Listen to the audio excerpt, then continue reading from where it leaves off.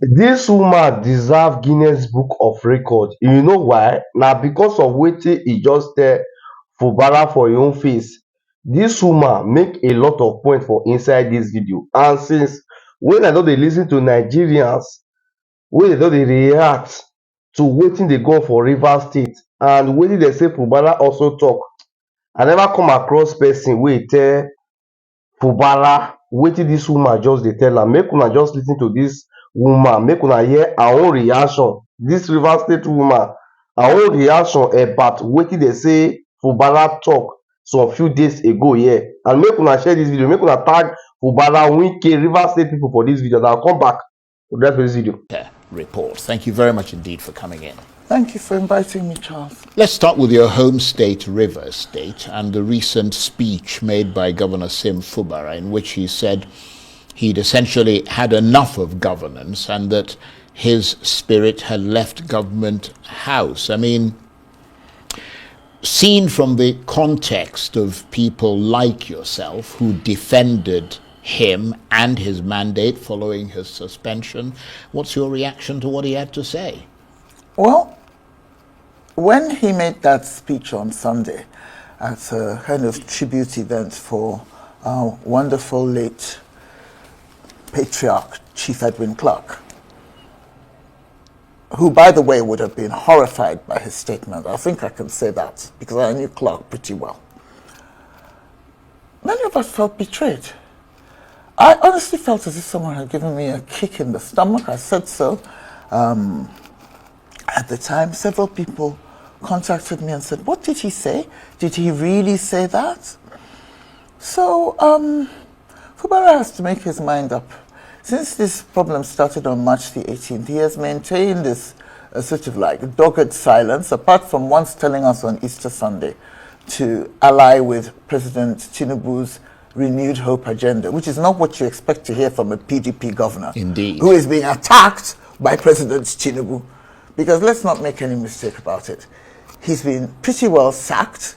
His posters have been ripped off billboards, and our resources have been hijacked. So, okay, so he made one statement on Easter Sunday, which made a lot of us very angry.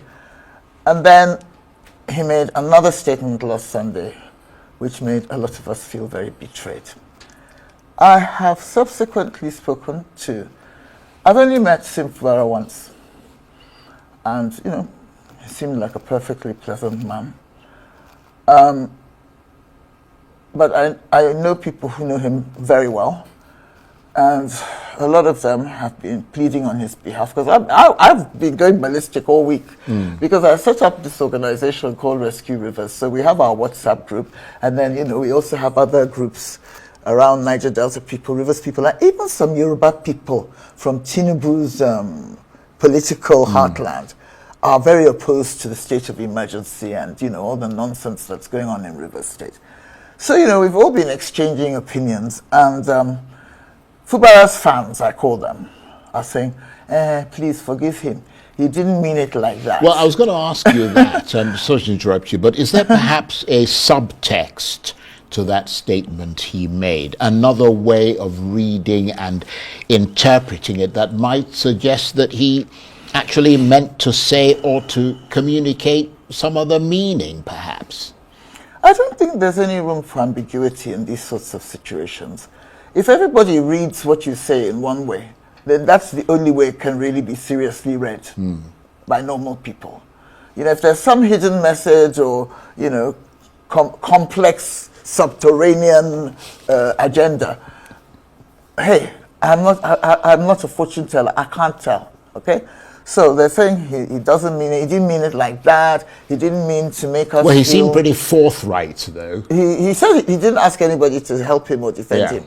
I mean, I don't see how else that can be interpreted. And some of his fans have also said that we need to be patient. He's a very quiet, serious-minded, deep-thinking guy. He's not like firebrands like me, who go around talking anyhow and expressing our opinions. But I just say, well, you're either a leader or you're not. If you want to be a nice, quiet, private citizen who keeps his thoughts to himself, and if you can't articulate, yourself well in public, then you have no business being the leader of any significant organization. Never mind the government of the biggest, the capital of the Niger Delta. That's an important point, and I understand a lot of his supporters, including yourself, have now sort of thrown down the gauntlet and are calling on him to fight back convincingly and without equivocation, or resign and be done with it. And you're one of those. Oh, definitely. Look, I never wanted Fubara to be governor in the first place. But, he was inflicted on us by Wike, his predecessor, with whom he has now quarreled. And, some of us were gracious enough to say, okay, so he's the governor now. And when he was disgraced, we said to Wike and Tinubu, I've signed an open letter to the president saying, don't treat us and him like that, So... But he's clearly not listening, is he? Well, I don't think Tinubu really cares what anyone thinks. His main focus is 2027, from what I can gather. We'll talk about that later, because it's really, really disturbing that someone who's halfway through his term is more fixated on what's happening in a couple of years' time than in what's going on around him. Although now. We haven't seen that from him, though. We've seen that from a lot of people who purport to support him, but we haven't seen him coming out overtly about 2027, have we? Well, we're all heads of one household or organization or department or the other. The people who work here in Arise News are not going to run out and start saying things that you and Untuka, your owner, don't agree with in public. The people in my little office, they reflect, at least publicly, the position that I take. So I still think that the people who are talking about 2027 obsessively are speaking for the president. And anyway, going back to Fubara, I would say, look, Oga, Your Excellency, step up or step down. You have a very, very competent deputy. I know her, Ngozi Odu. If you don't want this job, give it to Ngozi.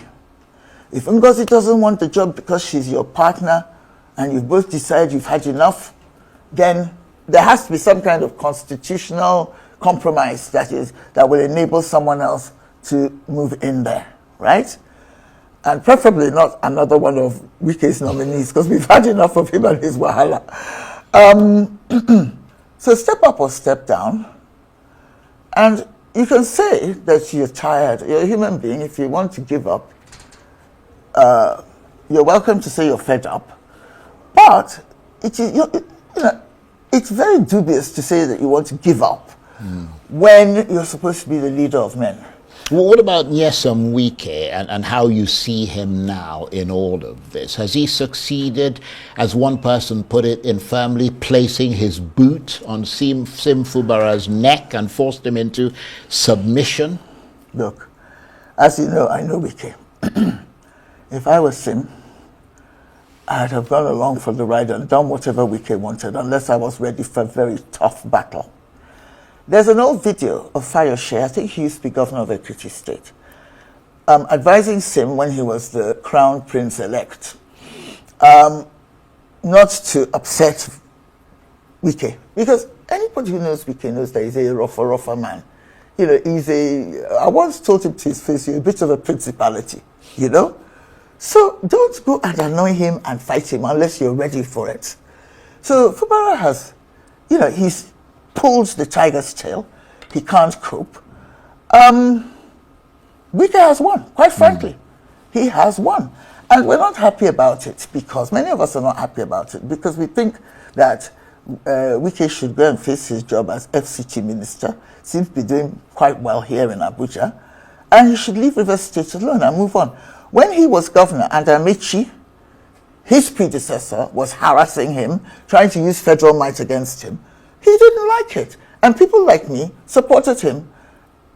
At least I'm consistent. I was much closer to Amici before than I was to Wike. I told Amici, just leave this boy alone. He's the governor now. Let him be. Whether you like him, you don't like him, nobody cares. Stop creating drama. Stop creating tension and crisis. Because Rivers State is the loser at the end of the day. Yeah. Because what you really want in any state, since every state has a governor and a minister, the ideal scenario is for the governor and minister to work together to better the state, even if they don't belong to the same party. The selfish lack of patriotism that you see in River State governors just is sickening. You know, each one wants to destroy his predecessor instead of thinking of ways to work with his predecessor. And I have to say, it seems to be a particularly unique River State problem, because in other states, okay, like take Akwa Ibom for example, Akpabio has had his issues with various people who followed him. I've never seen Akpabio going out of his way to generate so much crisis in Uyo and the environs that Akwa Ibom grinds to a halt and a state of emergency becomes necessary. You know, are you the only person who is having problems with his godson? Nobody cares. So honestly, Wike should. He has made himself extremely unpopular. He's lost a couple of mates, like, you know, friends like me. When I say mates, I mean it in the English sense. And I wouldn't suggest that, you know, I'm on the same level as a Nigerian governor who's like a prince, you know, a king, an emperor. So I'm just saying that Fubara has lost. But you know what? They just say that you can lose a battle and come back to fight another day. You know, if Fubara plays his cards right and his body language changes and his utterances change, he can actually beat Wike, you know. Well, I mean, there's still a shot, isn't there? Yeah. Because you've got the challenge from the PDP governors who mounted a challenge in the Supreme Court against his suspension. If that turns out to be in his favor, it could give him the kind of, you know, the strength and the impetus to kind of return a bit stronger, couldn't it? And he doesn't just have the possibility of legal remedies. He also has the possibility of mass rebellion. Now, when you say mass rebellion in a fake democracy like Nigeria, they will try and arrest you because they will say that you're inciting people to throw bombs and commit terrorist acts. No. There's all kinds of rebellion. There's passive rebellion. There's people going on strike. I believe, having done some research, that Same is much more popular than Wike. So if he mobilizes the Rivers people to stand behind him and say, no. Yeah, but he said he doesn't want anybody supporting well, him. then, if he doesn't want it, he should bugger off. Yeah. Well, on that note, let's move on to another topic. Since we mentioned sort of we're into the subject of the PDP now. Let's talk about the welter of defections and how you see all that. Funnily enough, the PDP problem is also triggered by the very same principality who is causing the problem in River State. One barrister, Nyesom Wike. He is a very, very critical part of this problem that PDP is having. Atiku is partly to blame for it, because you might recall that Atiku refused to replace the Northern Party chairman with a Southerner when Wike and co requested it, and then he walked off with 5 governors. But you see, the thing is that PDP has only itself to blame for this crisis, because once Wike turned on PDP and helped Tinubu win the election, and I use the word win with some skepticism, but once they at least were declared winner with Wike's, APC was declared winner with Wike's help, I mean, PDP should have thrown him out.